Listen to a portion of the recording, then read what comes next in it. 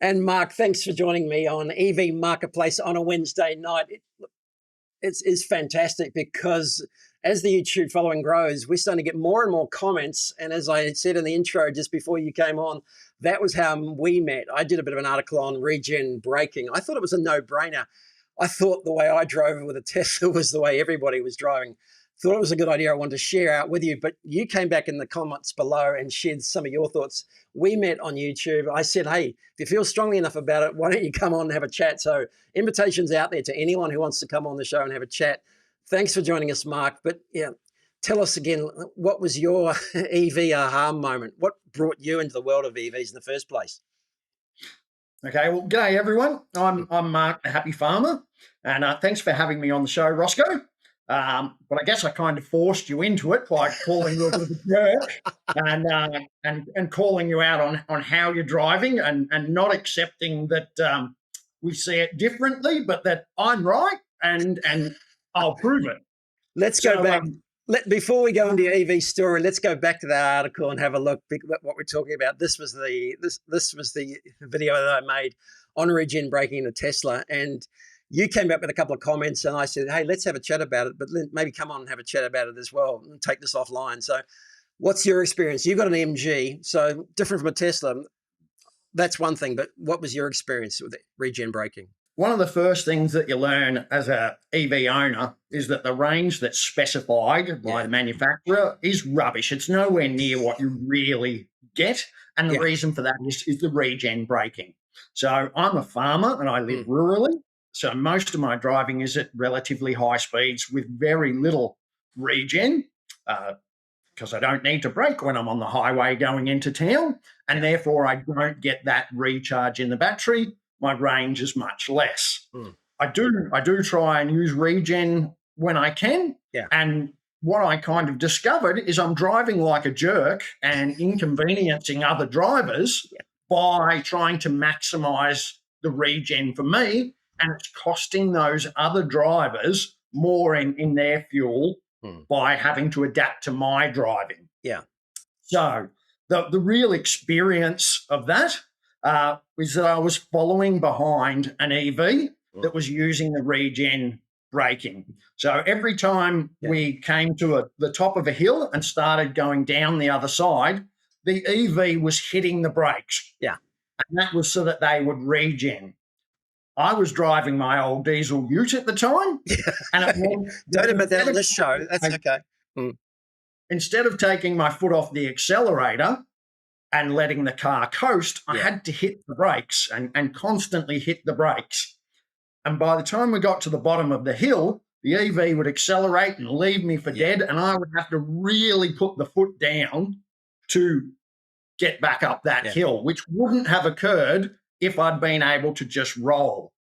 Now, it ended up with a huge line of cars behind us, and they were all getting annoyed and trying to overtake, and it became a bit of a dangerous situation, all because of this regen braking. And I don't blame the driver for driving like a jerk because, as I said, I've done it myself.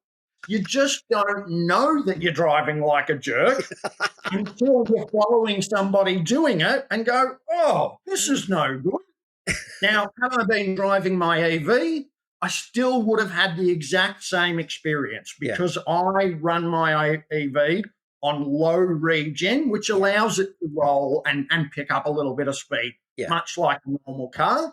And I understand Teslas, who everyone says drives like a jerk, don't realise they're doing it because they've got this fixed regen system that always applies, whereas other cars have a slightly different system that doesn't work quite like that.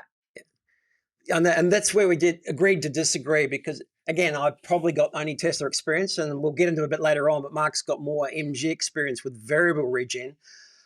From my experience, I wasn't aware totally and up to date on the blended regen style of the more modern cars, where they haven't taken the hard and fast rule like a Tesla has, where it's either on or off, and you have to learn to adapt and drive like that, or not. You can still use the brake, but you can still use full and accommodate full regen like I do. But the blended braking is applying the regen first when you hit the brake and then applying the brake pedal. Where I'm probably still at a loss to see is maybe those people haven't grasped the full concepts of Regen in terms of style and operation and just got the hang of it completely yet. But I put it all out there because I think we both agree that Regen is fantastic. I was flabbergasted. And the main point of the video was that the contribution from Regen to those overall range figures was enormous. In my case, over 30%. And that came from a battery test. And I was flabbergasted. So we got all sorts of comments, both on Facebook from absolute no knowledge of Regen to 100% supportive. So you can see I'm a farmer. And look, there was no real moment that we went EVs are the answer. It was something that built up over time. Yeah. And when we were due for a new car, we were going to spend the money anyway. Yeah. So we decided we'd spend a little bit more money on the EV, yeah, and get all the benefits that come along with it. So my background is in science, and my wife is an accountant. So I had the technical side, but I had to convince her of the financial side of why the EV was worth it. Yeah. And you're from that's Central Victoria. Tell us a little bit about where you're from and what you run. Okay, so we're in northeast Victoria. We're about half an hour from a decent-sized town, so a 100K kind of round trip, or, minimum 15 minutes to the little local town of Beechworth or Tilton. So we're doing those trips quite a bit, taking my daughter to school, sports, shopping, that type of thing, and spending quite a bit of money weekly on that trip. So being a farmer, that's pretty common. Every farmer is going to be doing something similar to that. Yeah. I'm personally a sheep farmer, so I run fine wool merino. We have some cattle. I breed some endangered native animal for conservation, and that's probably why I'm a little bit interested in EVs and solar, is for that environmental factor. And we'll get to that choice of that car. And how long have you had that EV for, the MG S5EV, yeah? Yep. So we've done 25,000 Ks in 9 months that we've had it. There's the happy couple there. So look at that gorgeous wife. How couldn't I be happy? Again, and I'm always interested what made you choose the MG. I must admit, again, from our discussions about the Regen and the variable Regen, since the MG4, I've been out of touch, and I've probably a bit of experience in the ZS EV and the MG4. Haven't had much experience in the more recent ones. So what drew you to the conclusion that the MG was going to be the right for you? Okay, so we weren't really hot on MG. MG has a bit of a reputation for being a cheaper brand. Yeah. But they were the only one that was local to us. So go back a year's time, the only local dealer was an MG. Okay. Where's local for you? Half an hour away. Okay. Half an hour.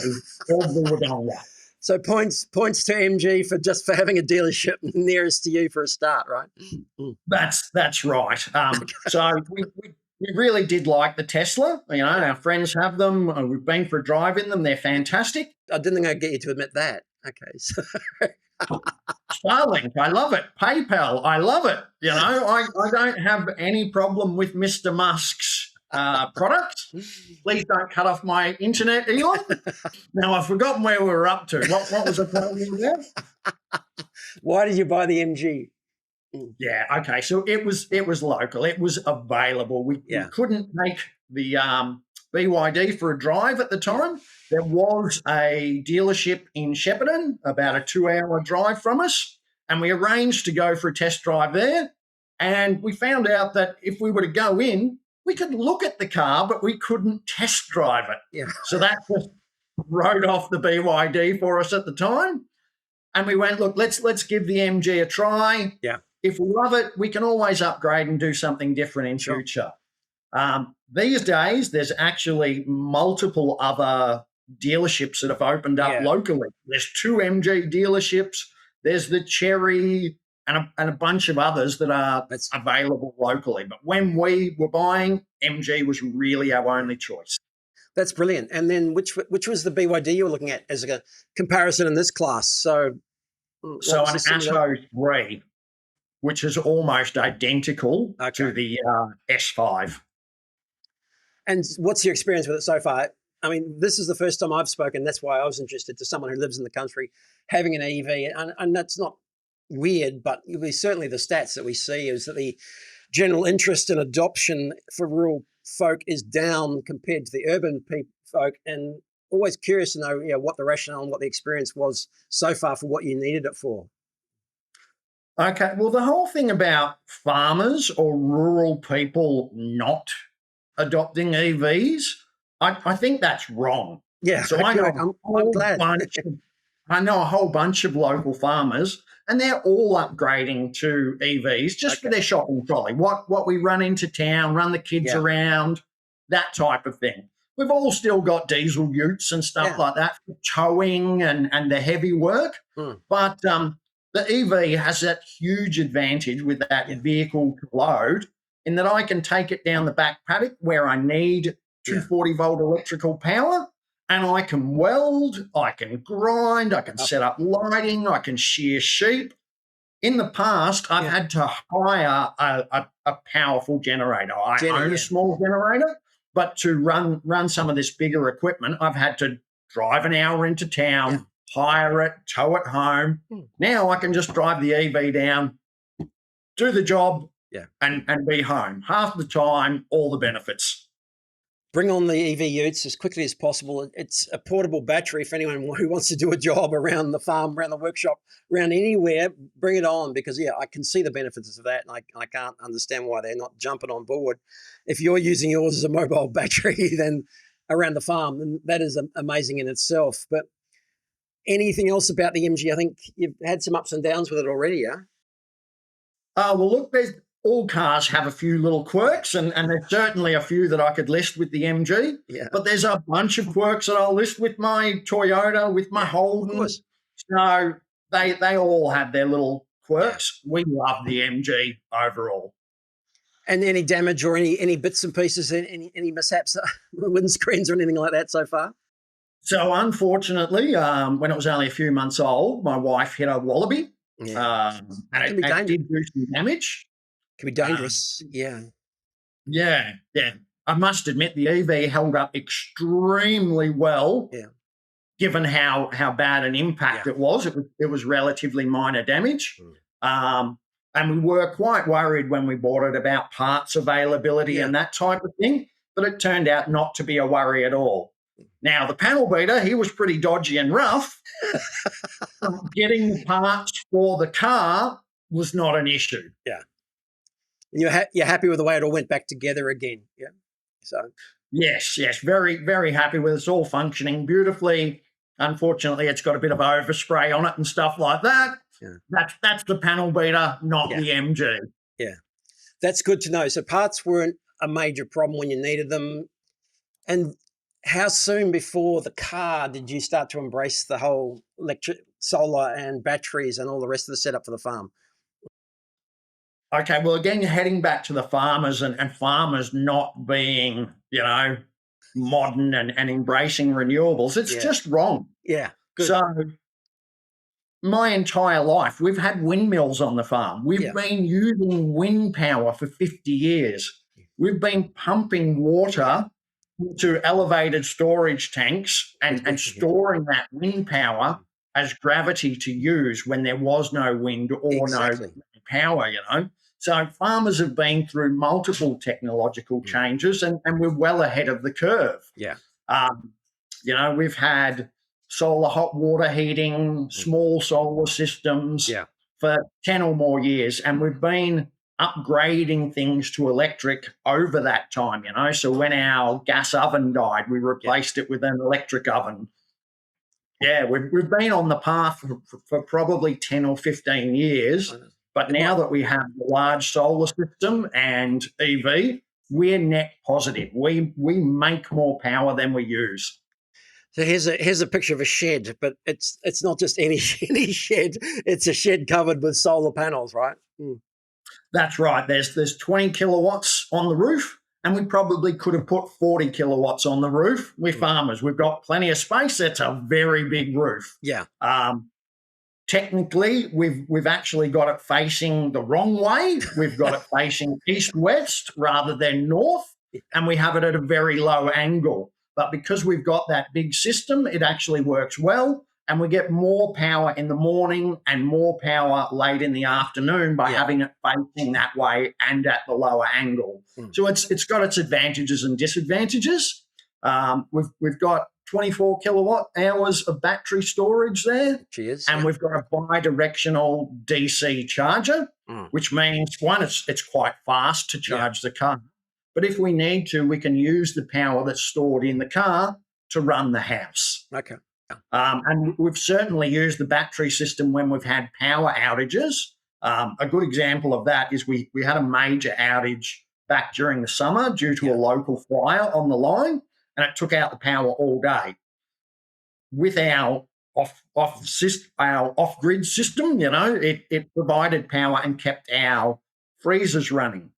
In my freezer, I have half a cow, a whole deer, multiple sheep, as well as lots of other bits and pieces that you have in your freezer. We have 2 large chest freezers and 3 large fridges.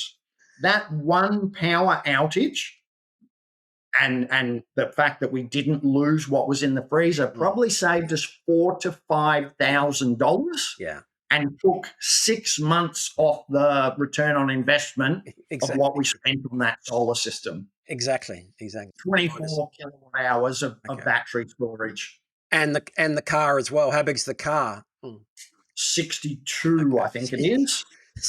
That's how you keep 3 freezers going for 24 hours when you're with a setup like this. Absolutely outstanding. So I'm always thrilled that people have adopted the whole solar battery and car setup, and we see more and more people doing that. And I think people have been dreaming about this sort of setup for a long time, and as things have got more and more efficient and it's made more and more sense, it's come to fruition for a lot of people. And you're one of those guys that's making it all work. That's what really impresses me. But back to the car, the MG, and here she is in the wild. Again, I'm glad to see a photo of an MG S5EV in the wild here next to a tractor, which I'd love to see. And we were talking offline beforehand. And can you see a day when you're going to start electrifying other aspects of the farm as well? Look, we already have a lot of electric items on the farm: chainsaws, mowers, whippersnippers. I'm really keen to get an electric ATV in the future. Unfortunately, they're not available at the moment. The tractor, that's one you have mentioned, Rosco, and I think that's a bit of an interesting scenario. Because if you are a large-scale cropping farmer, electrical might not work. You need to run that tractor 24 hours a day, 7 days a week during the cropping season. You don't have time to recharge. For me as a livestock farmer, I could definitely have an electrical tractor because I only use it for a few hours at a time to do smaller jobs. So some things will definitely go electric. Some things, there might be different solutions. If you could change the battery in the tractor, I think that would make it feasible. I was a bit of a skeptic on big industrial battery swap and particularly for cars, but on a bigger industrial scale. I think it's starting to work with trucks. It's starting to make more sense. It's only a 5-minute, 10-minute swap out. And that might be the go for some of these bigger tractors as well that are operating. Obviously, they need to be operating in harvesting season nonstop, and then they sit around for the rest of the year, unless you're obviously split cropping. But I get what you're saying. They need to be going nonstop, and maybe the battery swap is the answer. It's happening with trucks as well, more quicker than I thought. So, Well, look, the other thing is the higher voltage architecture that's available overseas. I'm seeing 800 volts, and they're charging solid state or semi-solid state batteries in extremely short periods of time. So as the technology improves, we might not need that battery swap. We might be able to stop for 10 minutes while we're having lunch and charge the tractor. I know, things are only going to get better. If this is the worst we ever see in our lifetime, it's only going to get better. There was one little issue with the MG that you found, and I'm just going to play this video which you sent me, which explains the problem. The MG S5EV does not come with a dust cover for the charging port, so I've created my own. And this is what it is. This covers the AC port only, or I've just recently started making a new version that covers both the AC and DC in one. They're made from rubber, not plastic, so that any vibration will not cause wear to the charging port. This must be a problem for you to have come up with this solution. Tell us a bit more about this. Okay, so again, we were one of the first people to buy the MG S5. We basically ordered it, I think, before there was even any in Australia. So accessories were a pain, getting anything for it. If you have a look at my YouTube channel, it's full of accessory reviews because no one had ever tried these things out. So I was helping other people out. Now, the dust cover there, it's really strange that MG have decided not to include it with the car, in my opinion. Yeah. There is a seal around the door, but it's not doing the job. Yeah. And every other manufacturer that I've come across, they all have a rubber cover. Yeah. So I think this was a really bad decision on MG's part. I ordered covers from Amazon, AliExpress, eBay, and I could not find one that would. It's a standard CCS2 port. Nobody makes them. So I found a solution, and my daughter, who's 13, she's actually completely designed that upgraded version through there that covers both the DC and AC. So I'm such a proud dad to see a teenager getting in and making something, coming up with a real solution that helps in the real world. But yeah, bit of a bad choice on MG's part there to save a few cents. Good on it. And that's, again, in your situation, a bit more dust, a bit more dirt, a bit more opportunity to test it properly. In the urban situation, it may not be tested like that. But in your situation, it's come up as an obvious shortcoming pretty quickly. So here's a solution. We'll put that out there. And again, just anything else about the MG5, we'll finish on that, Mark. Anything about the car as a buyer, would you recommend it to anyone? What sort of people would you recommend it to? Absolutely everyone. No hesitations. As I said, there's quirks, and I could probably sit here for half an hour and complain about little things. Yeah. But the driving experience is magnificent. It drives so well. I had a car try to overtake me in fog. They nearly ran into the car in front of them, and then they rolled 3 times. Oh, Jesus.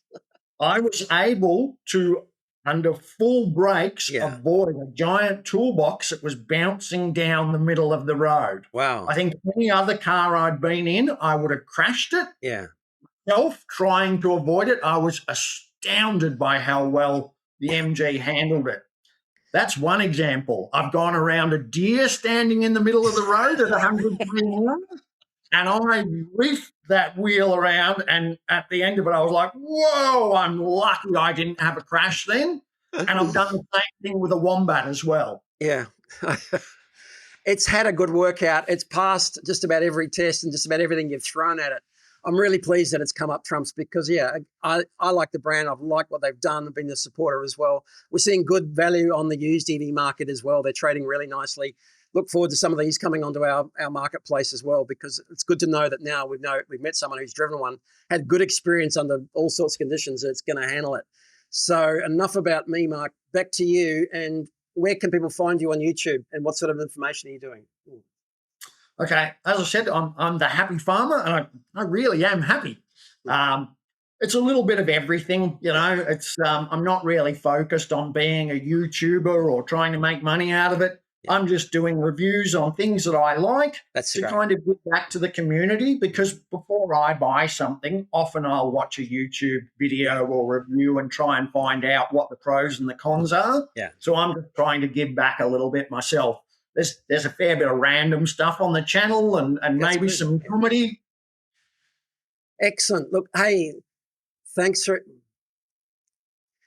much, Mark. Thanks for joining us. Great insights into the MG, because I hadn't much experience. I haven't had much experience with them more recently. Great to hear your stories about where it's working, what you're doing with it, and where you own it, and also about your setup at home as well. So invitation, if anyone wants to come on the channel, if they want to chat on YouTube and put anything in the comments, you might get an invitation. You can come on and express them. Thanks very much for joining me, Marc. It's great to see you. Okay, and I'll throw out the challenge there that, you know, if you're anti-EV or anti-net zero, come and see me. Come out to the farm.